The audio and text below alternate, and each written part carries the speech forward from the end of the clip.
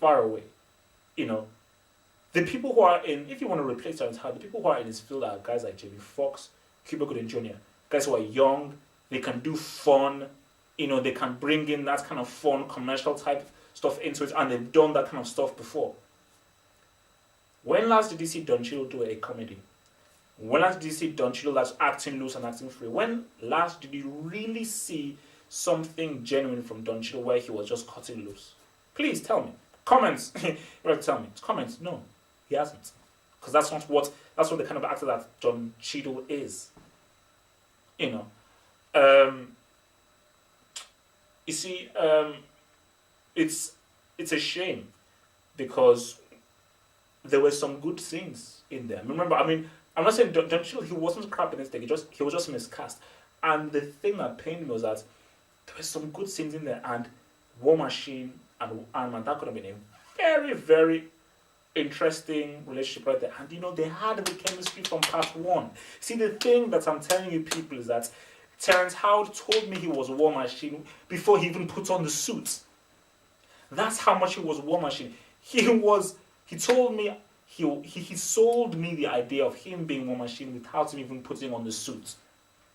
Whereas after the film I was like, you know what? I'm going to watch Iron Man 2 first because I need to see this guy as War Machine. That's what Terrence Howard did to me in that first film.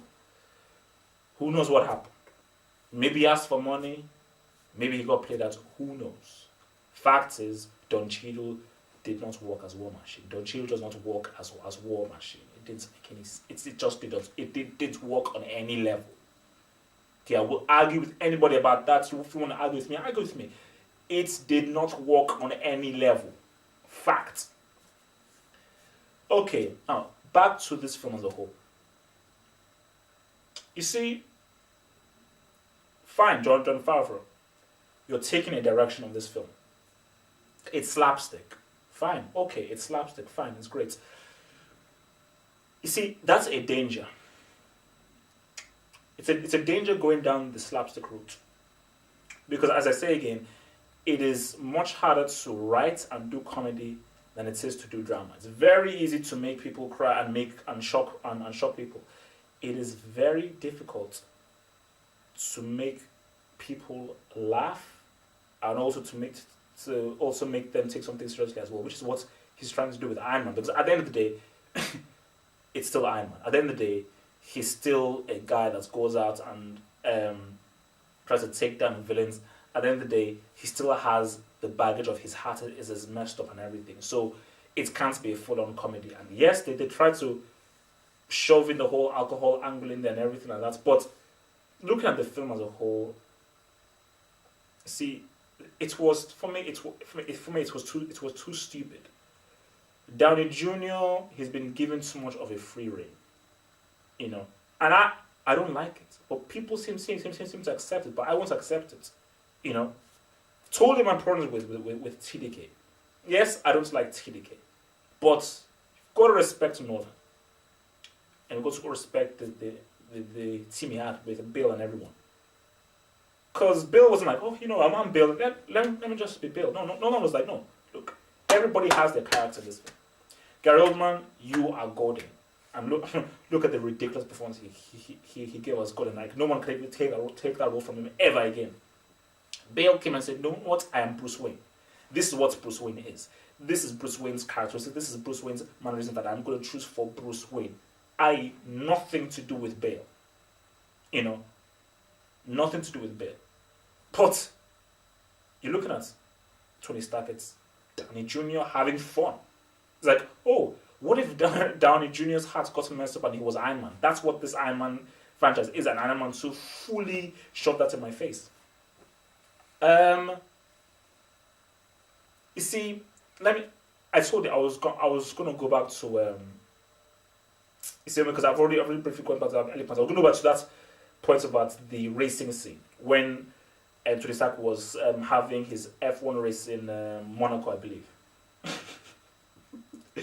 See, the point where I actually began to laugh and say, what the hell is going on, is that when they start to crash into Whiplash and Jon Favreau, obviously playing the bodyguard in this film, he starts to ram into Whiplash again and again and again, and there's gags here and gags there, and then you see Whiplash basically rip off the car on one side and rip off the car on another side, and there's all these guys people are screaming and going like that. I was like, looking at that scene, I was like, what the hell is going on here? It's like, my God, is this Iron Man or is this Benny Hill? You know, I was like, this is full on slapstick. You know, but see, yeah, I mean, I get what Jon Favreau is trying to do, but he doesn't understand that it doesn't work because you've chosen the wrong franchise to make slapstick. It's the wrong franchise.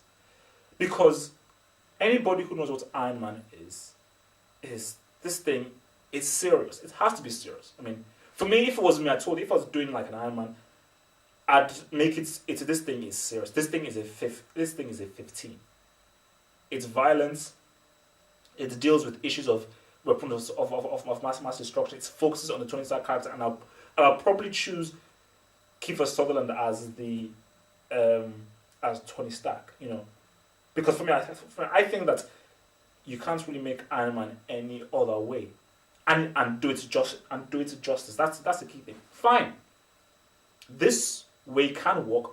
I just don't. I mean, in Iron Man 1, I felt like, you know what, that's a very good product, and they had something good on them, and I felt that Jon Favreau almost so successfully sold me the idea that Iron Man can be a popcorn fun movie with a bit of seriousness. He sold me that idea pretty well in part 1.